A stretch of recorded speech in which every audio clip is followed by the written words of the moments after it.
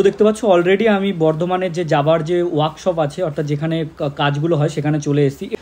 দেখতে পাচ্ছ এটা খোলার পরে এখান থেকে মোবিল দেওয়া, টপ আপ করা বা মোবিলের গেজ দেওয়া। ফাইনালি দেখতে পাচ্ছ এইটা হচ্ছে আমার বিল, দাঁড়াও দেখাই। তো নমস্কার বাংলা, আমি বিজয়, স্বাগত তোমাদের সবাইকে দা নেক্সট একটা নতুন ব্লগে। তো ফাইনালি দেখতে পাচ্ছ আজকে সকাল সকাল প্রাণকে নিয়ে বেরিয়ে পড়েছি। তার কারণ হচ্ছে গাড়িটা কিনেছি মোটামুটি 6 মাস হয়ে গেল আর সেকেন্ড সার্ভিসের টাইম হয়ে গেছে। তাই ফাইনালি আজকে যাচ্ছি বর্ধমান, আমার যে যাবার শোরুম আছে সেখানে এই গাড়ির সেকেন্ড সার্ভিস করতে। তো দেখতে পাচ্ছ আর তার সাথে সাথে আজ আমার নাম্বার প্লেট ইনস্টলেশন হবে, তার জন্য আমাকে ফোন করেছিল। এখনও গাড়িতে নাম্বার নেই, তো ফাইনালি আমাকে 2-1 দিন আগেই ফোন করেছিল যে নাম্বারটা চলে এসেছে ওয়ার্কশপে, তো এসে একটু ইনস্টলেশনটা করিয়ে নাও। তো আমি ভাবলাম একবারে যখন সেকেন্ড সার্ভিসটা যাবো তো তখনই একবারে করিয়ে নেবো। তো সেকেন্ড সার্ভিসে যাচ্ছি, আর সেকেন্ড সার্ভিসে কত কি খরচা হচ্ছে পুরোটা সম্পূর্ণ ভিডিওতে তুলে ধরবো তোমাদের সামনে। যে সেকেন্ড সার্ভিসে 6 মাস চালানোর পরে সেকেন্ড সার্ভিসে কত টাকা কস্টিং খরচা হচ্ছে আর নাম্বার প্লেট ইনস্টলেশন করবো। তো চলো আর কথা না বাড়িয়ে ডাইরেক্ট যাওয়া যাক, তারপরে তোমার সাথে কথা হচ্ছে।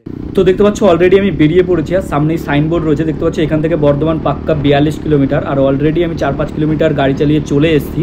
তো এটা ধরে আমি এই রাস্তাটা ধরে 20 কিলোমিটার যাবো, দেন আমাকে হাইওয়ে ধরতে হবে, এবং হাইওয়ে তো মোটামুটি 20 কিলোমিটার যাবো, দেন আমি বর্ধমান গিয়ে পৌঁছবো। তো চলো তাড়াতাড়ি করে যাওয়া যাক।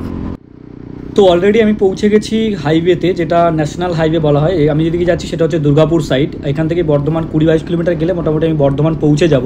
আর তার সাথে বলে রাখি, সার্ভিসের জন্য অলরেডি আমি আগে দিয়ে শোরুমের ওয়ার্কশপে ফোন করে আজকের ডেটের আমি স্লটটা বুক করে রেখেছি। তার কারণ হচ্ছে এত দূর থেকে যাব, গিয়ে যদি আমাকে ঘুরে আসতে হয় তাহলে অনেক প্রবলেম হয়ে যাবে।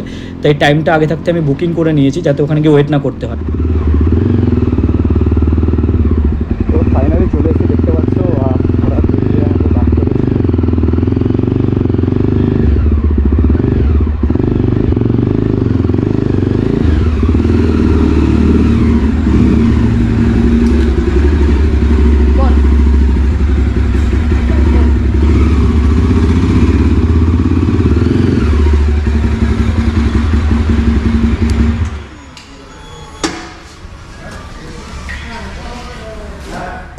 তো দেখতে পাচ্ছ অলরেডি আমি বর্ধমানের যে যাবার যে ওয়ার্কশপ আছে অর্থাৎ যেখানে কাজগুলো হয় সেখানে চলে এসেছি। এটা হাইওয়ে থেকে মাত্র 100 মিটারের ডিস্টেন্সে, হাইওয়ের একদমই পাশে। প্রথমেই আসার সাথে সাথে আমার গাড়িটা দেখতে পাচ্ছ ভালো করে পুরো ধোয়া হয়ে গেছে, এবং আমাকে আসার পরে বেশি ওয়েট করতে হয়নি। তার কারণ হচ্ছে আমাকে যেহেতু আমার টাইম বুকিং করা ছিল, আমাকে 10 মিনিট ওয়েট করতে হয়েছিল। আমি 10 মিনিট ওপরে বসেছিলাম, সেখানে চা দিল তারা। চাটা খেয়ে আমি দেখলাম গাড়ি ভালো মতো ধোয়া হয়ে গেছে। যেহেতু দেখতে পাচ্ছ আমার গাড়িতে ডবল স্ট্যান্ড নেই, তার জন্য এইভাবে ওরা ডবল স্ট্যান্ড করা হচ্ছে যাতে গাড়িটা একটু হাইট পায়। এই ডবল স্ট্যান্ড করার পরে এবার বাদবাকি যে ওয়ার্কশপের কাজ আছে, আর সত্যি কথা বলতে গেলে ওয়ার্কশপের ভিতর ভিডিও করা এবং ফটোগ্রাফি বন্ধ, তাও আমি যতটা পেরেছি করার চেষ্টা করেছি, কারণ আমাকে বারণই করেছিল।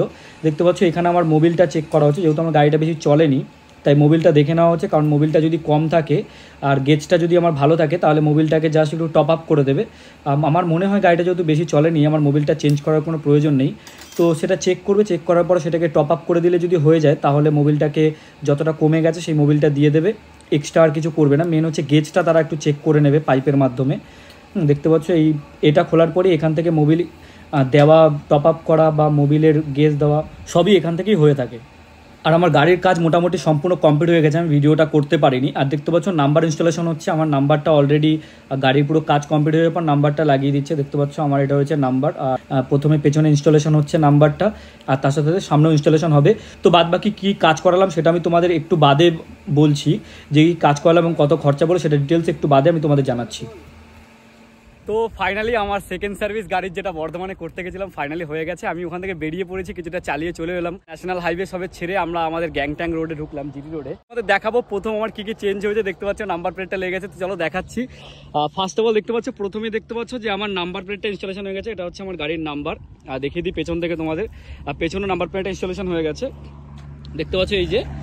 আর তার সাথে আমি বলে রাখি আমার গাড়িতে কী কী চেঞ্জ হলো। ফার্স্ট আমি গিয়ে যাওয়ার পরে যেটা চেঞ্জ হলো সেটা হচ্ছে আমার যে গাড়িতে মোবিল ছিল, অর্থাৎ এই মোবিলটা কিছুটা কম ছিল। মোবিলটা 200 গ্রাম মতো, আমার মোবিলটা চেঞ্জ করার কোনো দরকার পড়েনি। তারটা 200 গ্রাম মতন টপ আপ করতে হয়েছে। আর কুলিনটা যেভাবে প্রত্যেকবার টপ আপ করতে হয়, ফাইনালি কুলিনটাও সেইভাবেই টপ আপ করতে হয়েছে। এই দুটো জিনিস ফার্স্ট কাজ হলো। এবং সেকেন্ড যে কাজটা হয়েছে সেটা হচ্ছে আমার যে ডিসপ্লেটা দেখতে পাচ্ছ, সামনেও ডিশ আছে এবং পেছনেও ডিশ আছে। এই যে ডিশের যে প্লেটটা থাকে, ফাইনালি এই প্লেটটাকে প্লেটটাকে ঘষে একটু ভালো করে প্লেটটা, কারণ প্লেটটা অনেক সময় দেখা যায় যে ডিশ মারতে মারতে ব্রেকটা ধরতে ডিস্টার্ব হয়, তার জন্য দেখা গেলো প্লেটটাকেও ভালো মতো ঘষে দেখতে পাচ্ছ ভালো মতো ঘষে প্লেটটা লাগিয়ে দিয়েছে। এই 3টে জিনিস হলো।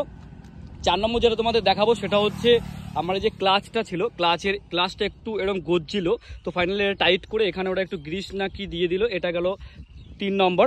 এবং তার সাথে দেখতে পাচ্ছ চেনটাকে ক্লিন করেছে, অর্থাৎ চেনটাকে আমরা যেটা বলি স্প্রে দিয়ে পুরো ক্লিন করে দিয়েছে, তারপরে চেন স্প্রেটা দিয়ে দিয়েছে যাতে চেনটার লাইফটা বেড়ে যায়। দেখো চেনটা পুরো ক্লিন করে দিয়েছে। এবং এটা গেল 4 নম্বর। এবং 5 নম্বর যে জিনিসটা করেছে সেটা হচ্ছে যে চেনটা তো বললাম ক্লিন করে দিয়েছে, সব কিছু করে দিয়েছে। তার সাথে সাথে আমাদের যে এখানে এয়ার ফিল্টারটা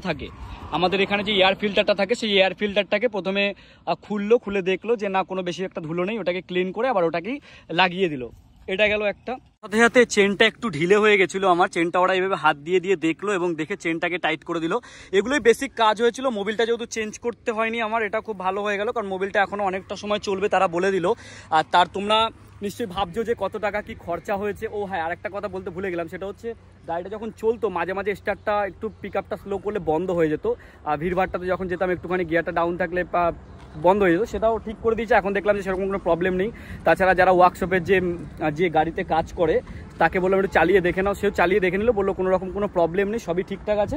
এবার তোমরা জানতেই তো কত কি খরচা হয়ে যায়। তো ফাইনালি চলো তোমাদের আমি কাগজটাই দেখাচ্ছি কত কি খরচা হয়েছে।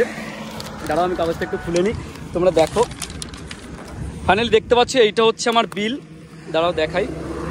বেশি একটা খরচা হয়নি, জিএসটি ইনক্লুডেড করে 677 টাকা খরচা হয়েছে, অর্থাৎ তোমরা ধরতে পারো মোটামুটি 680 টাকা মতো আমার খরচা হয়েছে। আর ফাইনালি সেকেন্ড সার্ভিসটা করিয়ে নিলাম, এবং আমার ম্যানুয়াল বুকটা আগেরবার দিয়েছিল কিন্তু আনতে ভুলে গেছিলাম, তো ফাইনালি এইবার গিয়ে ম্যানুয়াল বুকটাও নিয়ে নিলাম।